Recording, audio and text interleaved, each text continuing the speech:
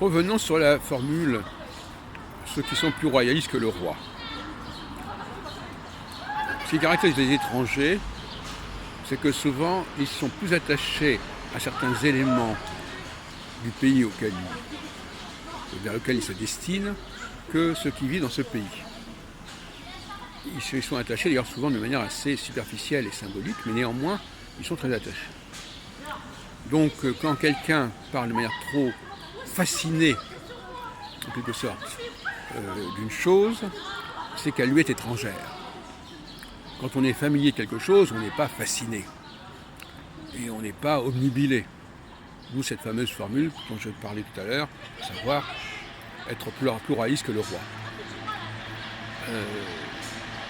Les plus ardents défenseurs de la francité sont souvent les immigrés qui sont arrivés en France, y compris d'ailleurs les juifs, certains juifs.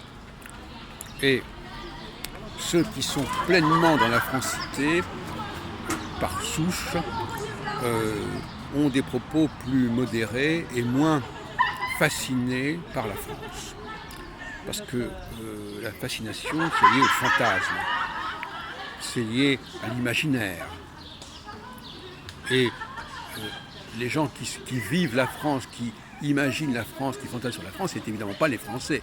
Ce sont les étrangers qui vont en France ou qui pensent à la France.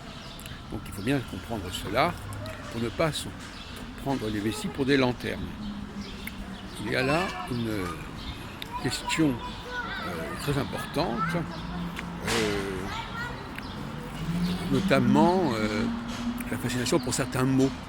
Par exemple, dans les pays qui parlent plusieurs langues, dont le français, eh bien, on va caser tout d'un coup un mot français parce que ça fait bien, parce que ça réfère justement à cette France imaginaire dont on ne se sert que de quelques éléments.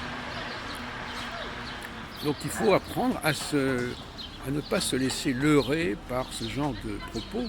Je le dis, c'est tout à fait louable d'être fasciné par la France, mais les plus fascinés par la France, ce sont généralement les étrangers.